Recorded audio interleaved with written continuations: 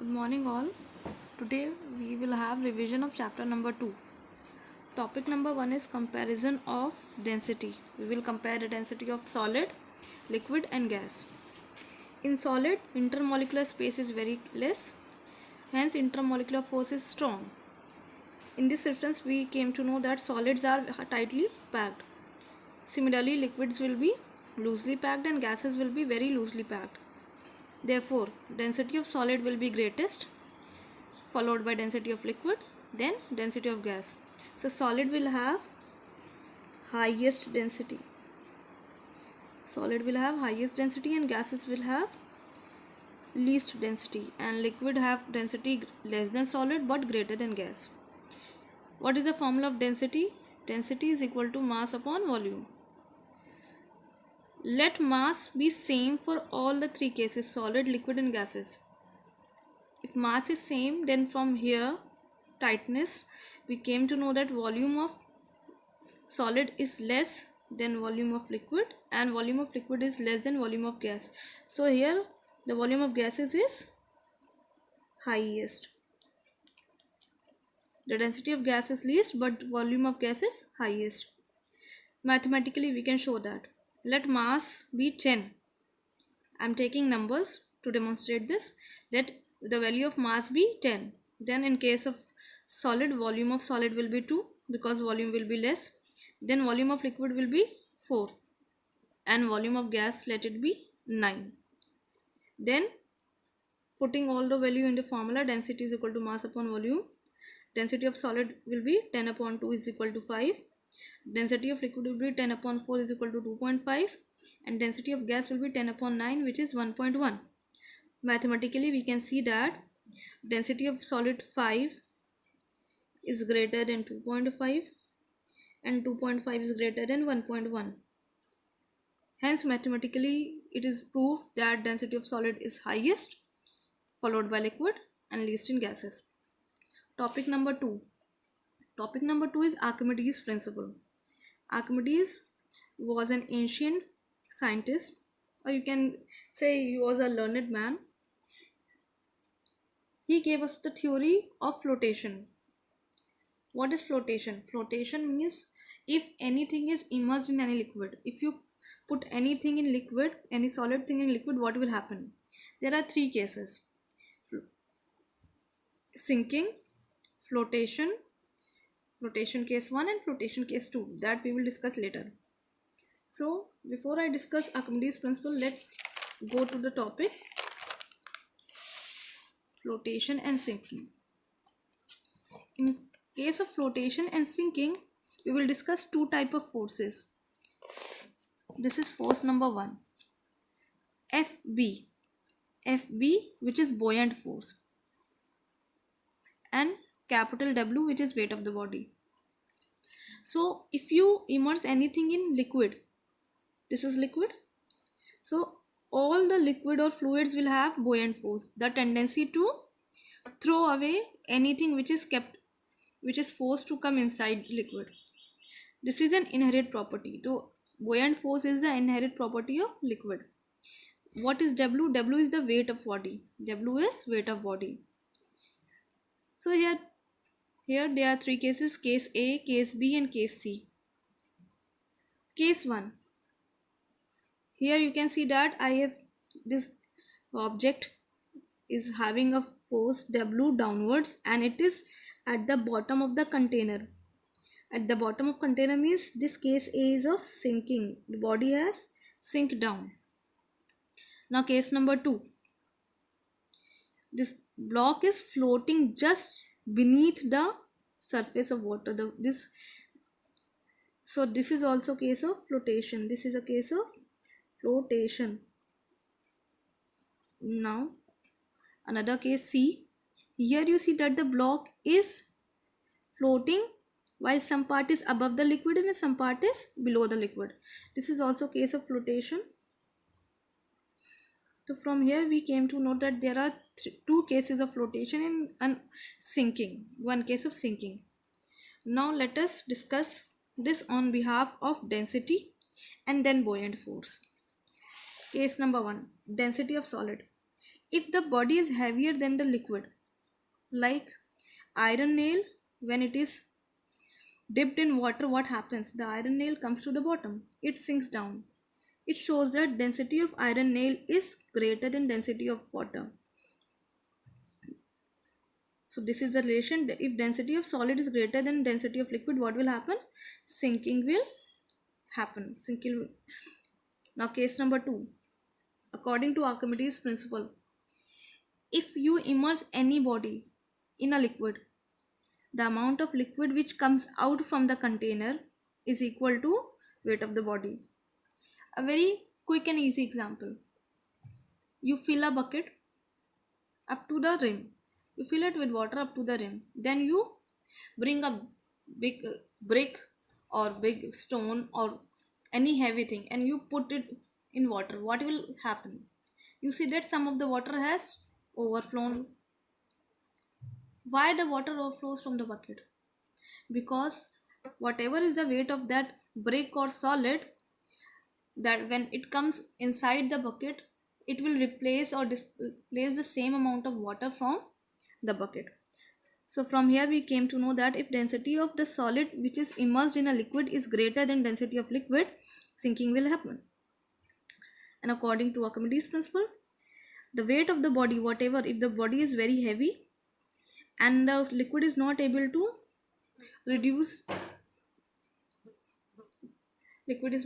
to overcome that weight, that is buoyant force is not sufficient enough to overcome the weight, then sinking will happen. That is, weight of solid is greater than weight of liquid, and here this weight of liquid is equal to buoyant force, which is denoted by Fb. What is Fb? It is buoyant force. Buoyant force is the upward thrust or upward force of any liquid. Buoyant force is the upward force of any liquid. Now case number 2, flotation. If the density of solid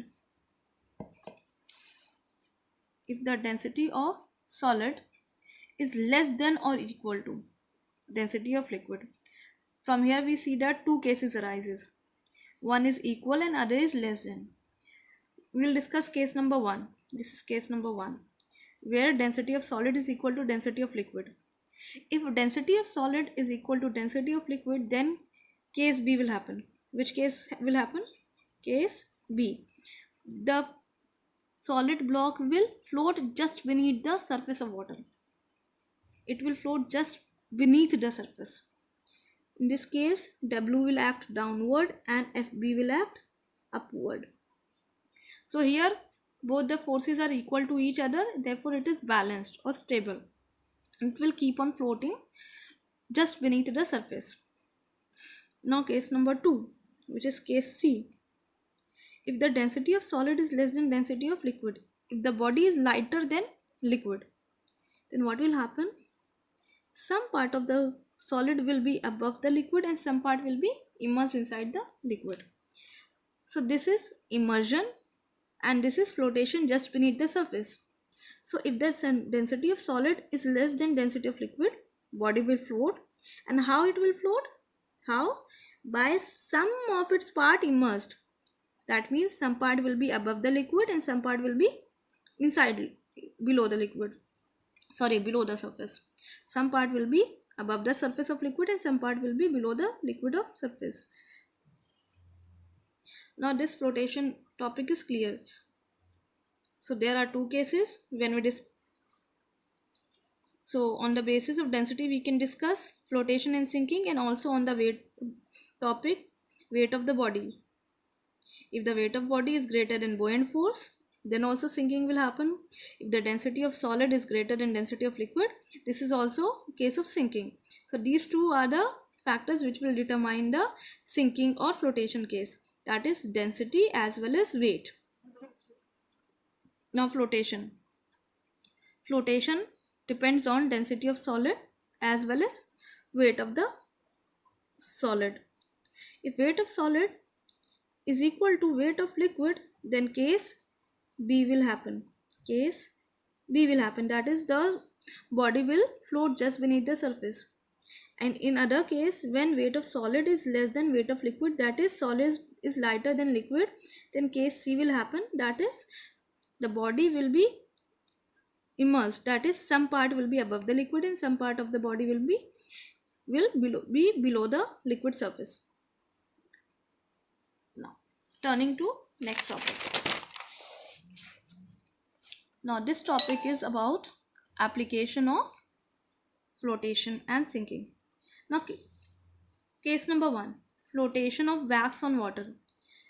We have seen that candle wax or all the candles which we keep in Diwali in water, in a water bath or water tub, they floats on the surface. Why? Mathematically, we came to know that relative density of wax is 0.93, whereas density of water is 1. Which value is less? Which value is small?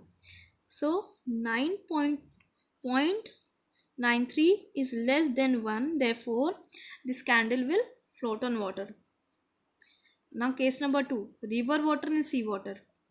River water is plain simple water, whereas sea water has salts and minerals inside it. It has salts plus minerals.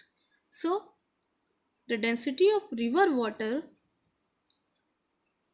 will be less than density of sea water, because here minerals are mixed, and if any impurity is mixed in any liquid, then its density increases. Case number 3, density of ice and density of water. Again mathematically, density of ice is 0.5 and density of water is 1, which is greater?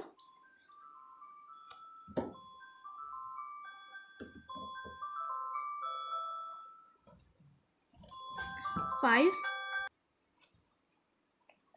So 0.5 is less than 1, so ice will float on water. That's the reason icebergs floats on water. Icebergs floats on water. Last, ship submerges more in river water than sea water. It depends on case number 2, because the density of river water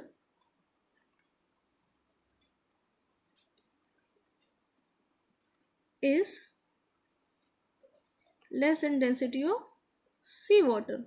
Therefore, when any ship enters the river, it will go more deep, whereas in sea it will not go that much deep.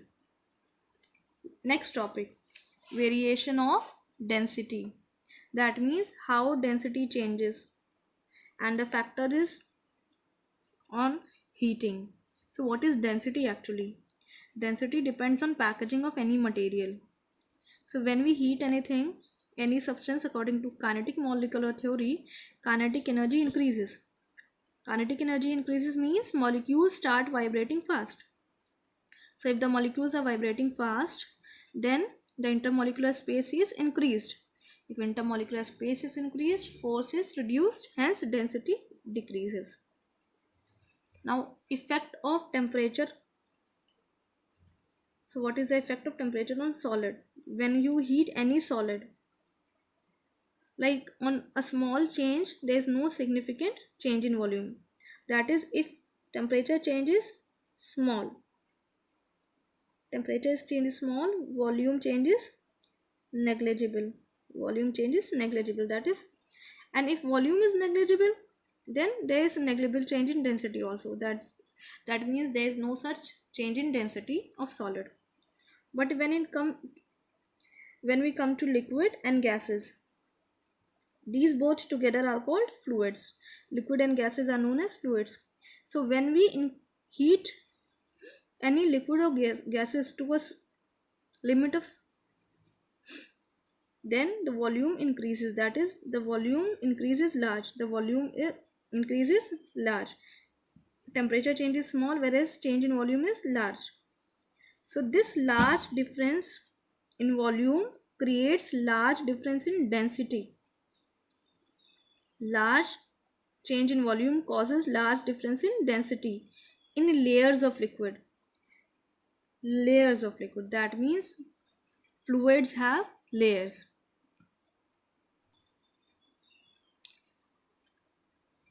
Fluids have layers. That gives a new concept of convection. Convection is basically a process of heat transfer in which hot molecules rises up and cool molecules sinks down. Why? Because hot molecules are light in density, their density is less, and the cool molecules in the liquid, their density is heavier with respect to hot molecules. This convection process is continuous process, and let us see this example. Here you have a container of water. There are molecules, hot molecules, a burner is there which will heat these bottom molecules. So when these bottom molecules will get heated, they will go to surface. They'll start moving towards the surface. This is hot molecules rises up. And what will happen in the next situation? These cool molecules which are at the bottom, which are at the surface will come to bottom. These cool molecules which are cooler than the bottom molecules, they will come down. And this is called cool molecules sinks down. That is hot molecules going up and cool molecules sinking down. It's called convection. This is called convection, and this is a particular process, and this is continuous process. The hot molecules keeps on going up and cool molecules comes down, and this sets up a current which is known as convection current.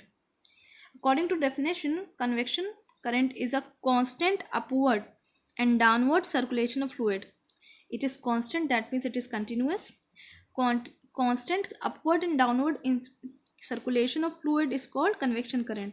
What is fluid? We have already taught you. Liquid and gases are fluid.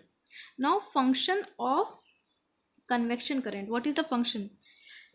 When you heat anything, it distributes the whole heat. When you heat the liquid, then the bottom layer is heated, it will go up, and the cool layer of above will come down, and this will continue until whole mass of liquid is heated at the same temperature. So it distributes heat through out the mass of fluid. That means until each and every molecule of the fluid attains same temperature, this process will continue. And when all the molecules attain same temperature, then this convection current is set up and the whole process is done. Now there are some applications. So in application we will study first natural phenomena. What are the natural phenomena of convection current? It is land and sea breeze. Land breeze and sea breeze. During the daytime, when the land is heated more than sea water, the hot air from the land goes towards the sea, and the cool air from the sea comes towards the land during the day and night, which are known as land and sea breeze. And number 2, it is monsoon winds. All the winds, due to the temperature difference on earth, these monsoon winds blows, and these winds are also called westerlies, and these causes rainfall. Now other example is boiling water, hot molecule going up and cool molecule sinking. That's the reason, due to convection current only, the water boils. Now air conditioner. We have observed that air conditioners are basically mounted at the top of the room. Why? They are mounted at the top of the room so that when they cool the uppermost layer of air in the room, that will sinks down, and then again the hot air from the room will go up and that will be cooled, and that will again sinks down, and the process will continue and room will be cooled. Same application is there in freezer in a refrigerator. The refrigerator has a freezer chest at the top, so the upper layer of air cools down and it will come down and it will cool all the vegetables that is in your veggies chest. Now radiator means any blower or heater which you use. You keep all your blowers or heaters during winters at the bottom of the room. Why? Because when you heat any air, when the radiator or the blower is on, then the air at the bottom becomes hot and it will go up, and when it will go up, cool air comes down.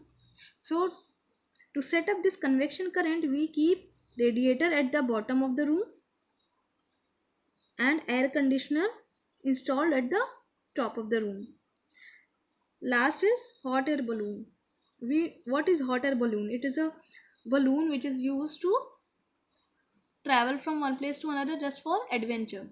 So hot air balloons, what we do, we blow hot air inside it, and then the ropes are cut and the hot air balloon start moving, rising up in the sky. So it also uses convection current. So the hot air inside the balloon, that helps the balloon to rise. That's all for today's class. Do the revision sheet which is given, and in the next class, revision sheet of chapter number 1 will be there. The syllabus of online test which is scheduled on 12th of May is chapter 1 and chapter 2 in physics.